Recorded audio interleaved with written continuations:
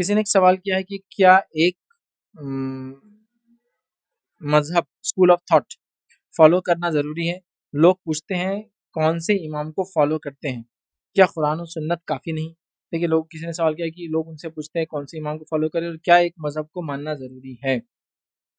دیکھیے، ایک مذہب کو ماننا کوئی ضروری چیز تو ہے ہی نہیں، اس لیے کہ نبی اکرم صلی اللہ علیہ وسلم کے زمانے میں مذاہب تھے ہی نہیں۔ مذہب سے مراد مسلک، جس کو اردو میں بولتے ہیں، عربی کے اندر اربع مذہب مطلب 4 مشہور اور معروف مذہب، لیکن مذہب جو ہے اس کو اردو میں مسلک بولتے ہیں، چونکہ ہندی میں مذہب بولے تو ایک ریلیجن کو بولتے ہیں، ٹھیک ہے؟ تو اس اعتبار سے تو کسی ایک مذہب یا کسی ایک مسلک کو ماننا ضروری نہیں ہے، کیوں تو ان چاروں میں سے ایک بھی مسلک نبی اکرم صلی اللہ علیہ وسلم کے زمانے میں نہیں تھا، تو ضروری تو نہیں ہو سکتا، اتنی بات تو ماننا ہی پڑیں گی لوگوں کو۔ ضروری کیا چیز ہوں گی جو نبی کے سامنے ہوا، آپ نے دیکھا، آپ نے کرنے کی اجازت دیا، حکم دیا، یہ ضروری تو نہیں ہے۔ اب مذہب ہے کیا وہ بھی جان لیں۔ مذہب کیا ہے؟ لوگوں کو دین سمجھانے کے لیے لوگوں کو ایکسپلینیشنز دیے۔ فار ایگزامپل، ایک روایت آ رہی ہے، جیسے ایک روایت دے کر بات سمجھیں۔ نبی اکرم صلی اللہ علیہ وسلم قاعدے میں بیٹھتے تو انگلی کو حرکت دیتے، کب تک دیتے؟ جب تک دعا کرتے۔ اب کچھ نے کہا اتحیات دعا ہے تو اتحیات میں کرتے، کچھ نے کہا اتحیات اور بعد کا درود دعا ہے تو دونوں تک کرتے، کچھ نے کہا دعا معصورہ بھی دعا ہے پورا کرتے، کچھ لوگ بولتے اتحیات تو ضروری ہے، درود پہ شروع کرتے ہو اتحیات کی بات، وہ ویسا کرتے، سمجھ رہا ہو گیا؟ تو جب تک دعا کرتے، دعا کیا ہے؟ الگ الگ لوگوں نے کہا آپ کو جو مانے، تو لوگوں نے جو امام جن کو ہم کہتے ہیں انہوں نے ایکسپلین کرنے کی کوشش کی جو چیز واضح نہیں تھی۔ اب کوئی چیز واضح آپ کے پاس آ جائے جو امام تک نہیں پہنچی تھی اور آپ پھر بھی کہیں کہ میں امام کی بات مانوں گا، واضح چیز کو نہیں مانوں گا، تو یہ تو بہت بڑی غلطی ہے۔ پہلا کیس جس میں امام کے پاس بات آئی اور امام نے ایکسپلین کیا، جس کے لیے کوئی قرآنک دلیل نہیں ہے، حدیث کی نہیں، بلکہ دونوں باتیں صحیح دکھ رہی، آپ جو کرنا چاہے کرے تو بالکل جائز ہو۔ کسی بھی امام کی بات دیکھیے، امام احمد بن حنبل کی مانتے، امام شافعی کی، امام ابو حنیفہ کی، اور امام مالک کی، امام لیث کی، امام سفیان ثوری کی، اور کتنے تھے، امام اوزاعی اور طاؤس اور عطا، کتنے امام میں تو اب گن بھی نہیں سکتا ہوں۔ بہرحال مشہور لیکن 4 ہیں، ان امام تو کہیں گزرے۔ ٹھیک، آپ کو جس کی رائے لینا لے لو، مسئلہ نہیں، جب تک دلیل کی بنیاد پہ ایکسپلین، لیکن جب امام نے چیز ایکسپلین کر دی، چونکہ وہ تو جا چکے نا دنیا سے، اب پتا چل رہا ہے کہ حدیث ویسی نہیں ہے، ان تک وہ کانٹیکس پہنچا نہیں تھا، ان تک وہ بات پہنچی نہیں تھی، اور آپ ابھی بھی اڑ جا رہے ہیں، اور اصل بولے تو مسئلہ کسی کو بولتے ہیں، وہ بات صحیح ہو یا غلط ہو، بس ہم کو آنکھ بند کر کے پیچھے پیچھے چلتے رہنا ہے، اور اس کی بات لے لو کسی مسئلے میں، اس کی بات لے لو کسی مسئلے میں، اس امام کی بات لے لو کسی مسئلے میں، اس امام کی بات لے لو کسی میں، غلط۔ آپ بیمار ہوئے، 4 ڈاکٹروں کا علاج کرتے ایک ساتھ، آپ بیمار ہوئے تو 4 پیتیاں یوز کرتے ہیں کیا؟ ایلوپیتھ کا بھی علاج چالو، ہومیوپیتھ کا بھی چالو، آیوروید بھی چالو، یونانی بھی چالو، نہیں نا، تو ایسا ایک کے پیچھے چلنا۔ ارے بھائی، یہ ایگزامپل یہاں سوٹیبل ہی نہیں، ڈاکٹرز کے اور اس کے اور اس کے۔ بھائی آپ کو سفر کرنا تو 4 پلین کی ٹکٹ ایک ساتھ لے کے چاروں میں جائیں گے کیا؟ نہیں، ایک میں چڑھنا، ایک میں جانا۔ بھائی یہ ایگزامپلس ہی غلط دے رہے ہیں، چونکہ 4 پلین، 4 کمپنی، 4 اونر، 4 روٹس ہے اس کے، لیکن ہمارے پاس تو ایک ہی پلین، ایک ہی کمپنی، ایک ہی اونر، مطلب ایک اللہ، ایک رسول، ایک کتاب، ایک قبلہ، ایک کعبہ، ایک کلمہ، سب ایک، اور ایک نبی، سب ایک ہی ہے۔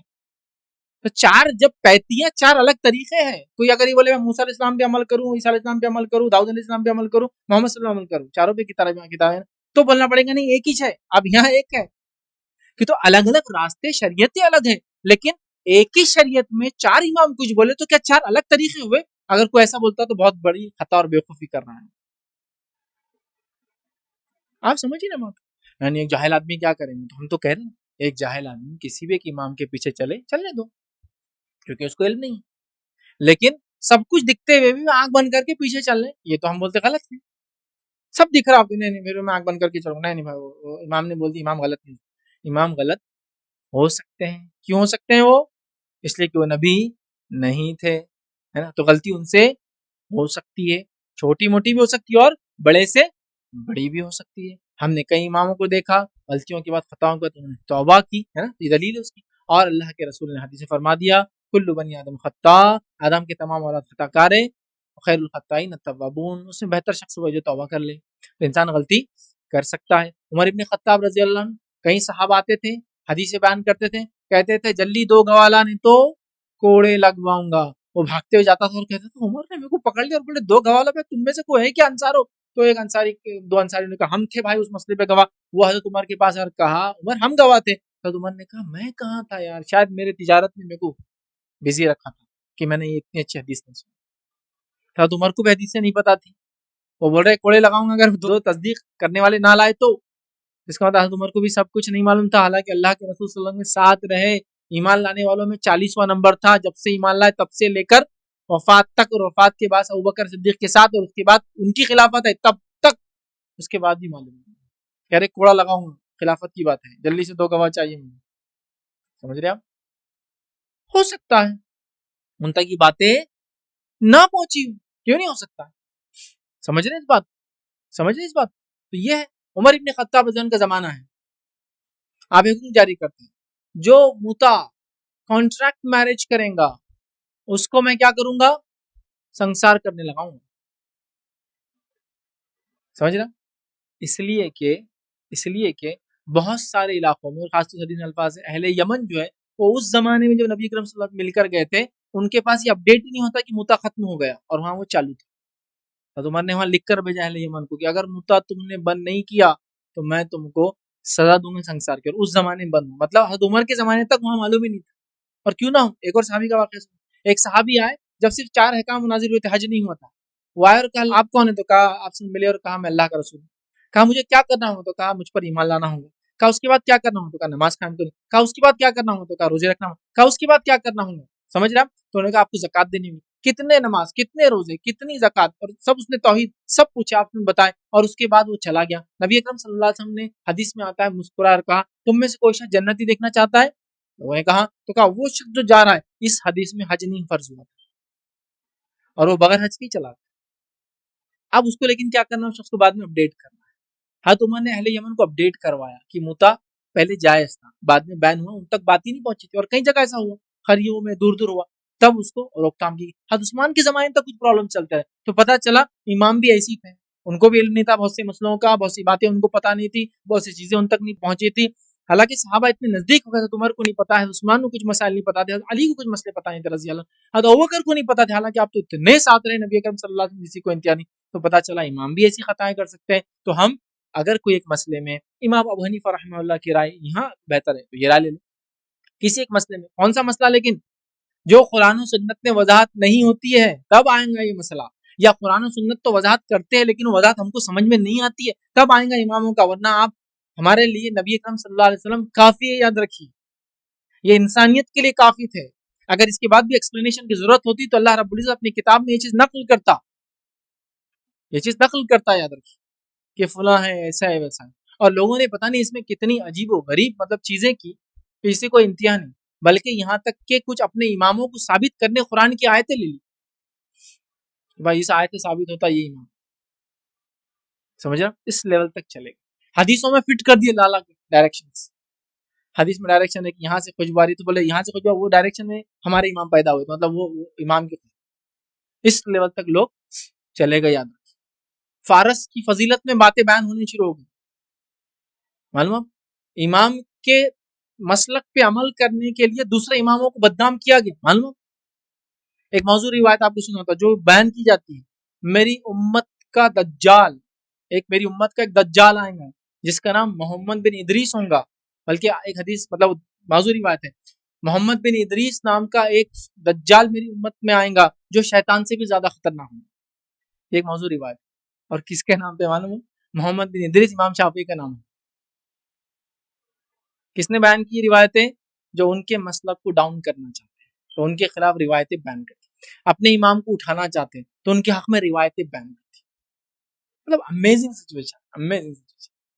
تو کیا مسلک یہ ہے کہ کسی کو بدنام کرنا؟ اچھا چاروں مسلک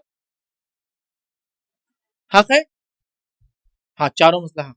اچھا میں پہلے بھی نہیں کر دوسرے عمل کرا, نہیں نہ حق ہے. چاروں مسلک حق ہے, میں تیسرے عمل کر نہ حق ہے. ایسا کیوں؟ چاروں مسلک حق ہے, میں چوتھے عمل کر نہ حق ہے, حق پہ نہیں ہے. ایسا کیوں؟ چاروں مسلک حق ہے, پہلے عمل کر ہاں یہ اپنا ہے, اس پہ عمل کرو, یہی حق ہے. لیکن آپ نے چاروں بولی نا, مطلب آپ کا بولنا ہے 4 کمپنیاں ہیں, چاروں کا پروڈکٹ سیم ہے, تو کیا میں چاروں میں سے کسی کا بھی کھا سکتا ہوں؟ نہیں 3 کا مت کھاؤ, ایک کا کھاؤ. تو چاروں प्रोडक्ट सही हैं आप बोल रहे हैं ना, नहीं लेकिन फिर भी एक का खाना पड़ता, ठीक है नहीं खा सकते. अच्छा कंपनी का सोर्स क्या है, कंपनी कहाँ से लेती है. फॉर एग्जांपल एक मिसाल देता हूँ बात समझने के लिए. एक कंपनी है चिप्स बनाती है, आलू लेती है एक पर्टिकुलर खेत से, चिप्स बनाती है, उसके कई आउटलेट्स है जिन आउटलेट से वो सेल करती है. तो प्रोडक्ट सेम है ना, आउटलेट में भी प्रोडक्ट सेम है, कंपनी में भी सेम है, आ रहा भी एक ही जगह से सेम है ना.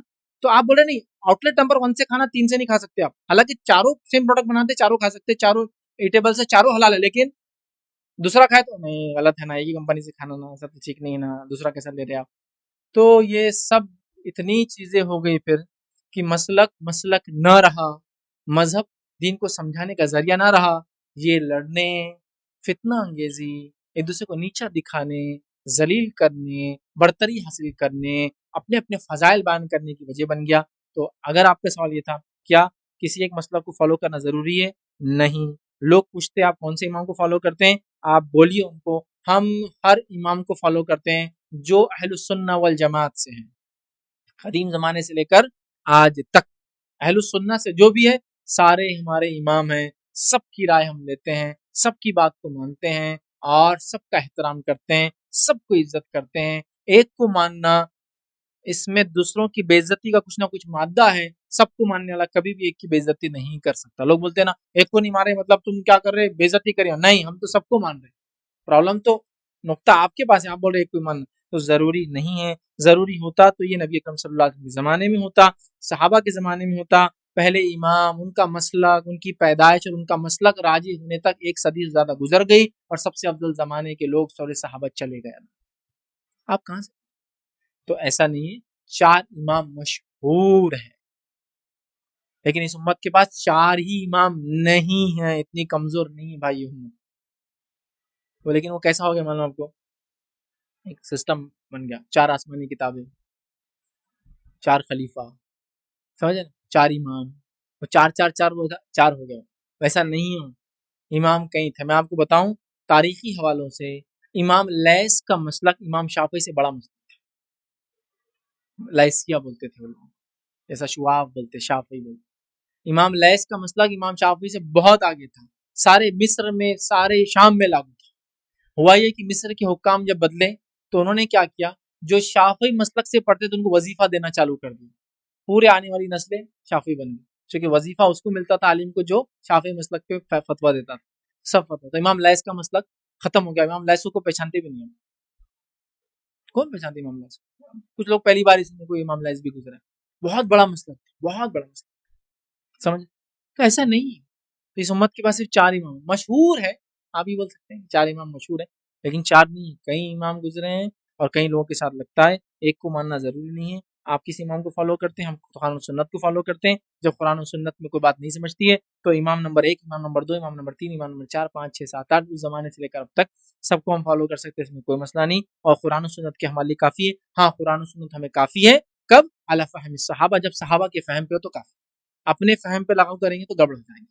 तो सलफ के फहम पे लागू कर दो तो कुरान और सुन्नत हमारे आपके लिए काफी है, तो मानना जरूरी नहीं. लेकिन फिर कहूंगा कोई आदमी इतना जाहिल है, इतना अनपढ़ है कि उसको कुछ नहीं समझता, तो हाँ वो किसी एक इमाम के पीछे चलता रहे, कोई मसला नहीं, क्योंकि उसके पास समझ ही नहीं खुद की. लेकिन आप सब पूरे खुले आंखा, होश और हवास रखने वाले, माशाअल्लाह जूते चप्पल तक तहकीक करके लेने वाले हैं, सस्ता और अच्छा मिले, तो मैं समझता हूँ दीन के अंदर ऐसा आंख बंद करके मत चलो, वहां भी आंख खोल के चलो, तहकीक करके अमल करो.